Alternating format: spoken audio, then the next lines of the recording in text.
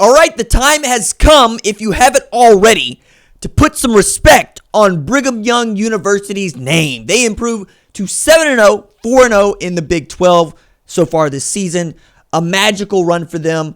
I'm really excited for what BYU can do because they got pushed in this game against Oklahoma State that they won 38-35, and they needed a dramatic come-from-behind scoring drive to get it done. After Oklahoma State was down 31-28, I got to see Brennan Presley basically take over the drive.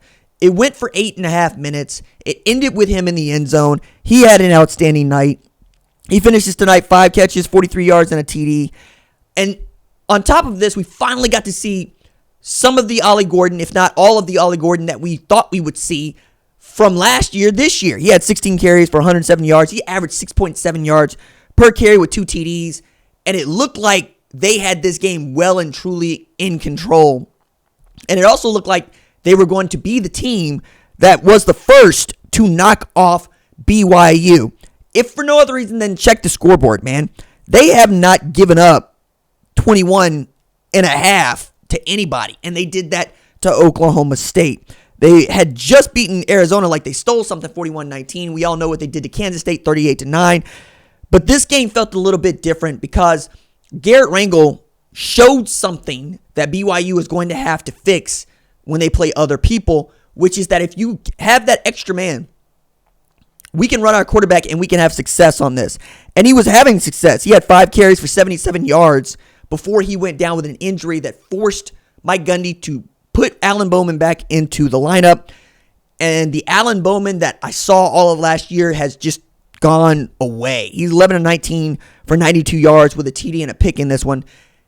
Toward the end of the game, it felt like BYU was going to have to come up with some sort of a miracle drive, and that's exactly what Jake Retzloff did. He ended up finding Darius Lassiter at the end of this, who made people miss to get into the end zone. He ends with 6 catches for 132 yards and a TD. Retzloff, 13-26, 221, 2 TDs, 2 picks. I mean, it was a gritty performance by him. It was a gritty performance by that offense. 20 carries for 120 yards, 2 TDs for LJ Martin, who kept pace with the Doak Walker Award winner from 2023. And really puts yet another mark on BYU's resume as a college football playoff team now with a chance to win the Big 12 championship in earnest. They got games left against Central Florida, Utah, Kansas, Arizona State, and Houston. I think they're going to be favored in every last one of those games until the end of the season. We'll see what Arizona State becomes, and we'll see if Utah and Kansas can figure something out.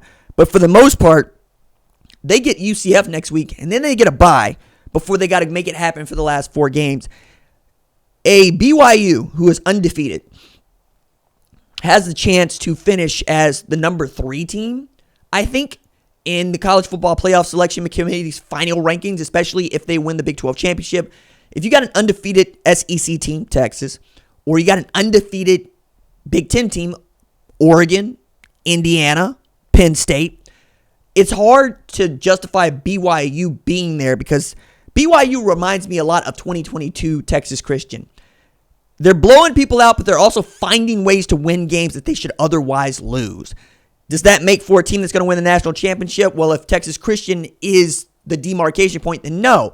But it certainly is the kind of team that can play for the national championship, if not win it.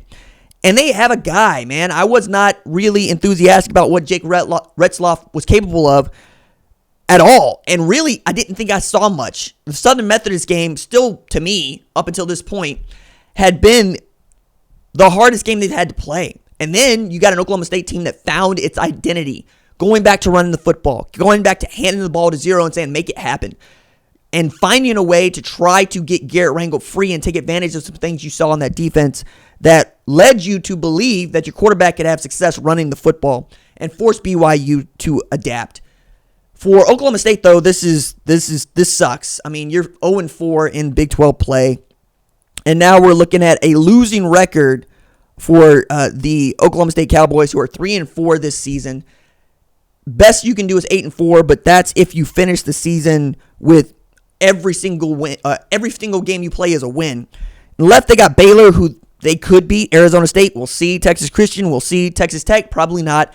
Colorado feels like a fair fight, but if Kansas State is any sort of barometer, no. Because Kansas State ran on Oklahoma State like they stole something, and of course we saw what BYU did to Kansas State. I'm more impressed with what Kalani Sitake has built at BYU, especially given their first year in the Big 12 was not that much fun.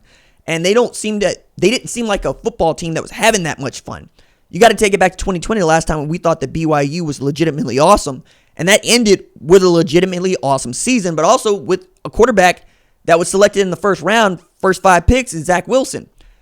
That's not Jake Retzloff, and that's certainly not this offense. I mean, I understand that LJ Martin, in and of himself, is a dude, and we saw, again, a lot from guys like Darius Lassiter, but I was more into this game because Provo was into this game. They showed up in a way that I just did not expect them to. I didn't expect BYU to have a fan base that would show up for what is a 10:15 p.m. kickoff Eastern Standard Time and really turn that thing into a home field advantage, but they seem to understand what they have. They seem to understand that BYU has an opportunity to win its first Power 4 championship ever. And we're talking about 40 years since the last time that BYU won the only national championship that they won, with a Holiday Bowl win and Steve Young at quarterback. And I'm always kind of waiting to see when the bottom is going to fall out for teams like BYU, teams that we think are on the fringe of the national championship, but not necessarily teams that we think are going to win it. I thought that about Texas Christian. I think a lot of us thought that about Texas Christian.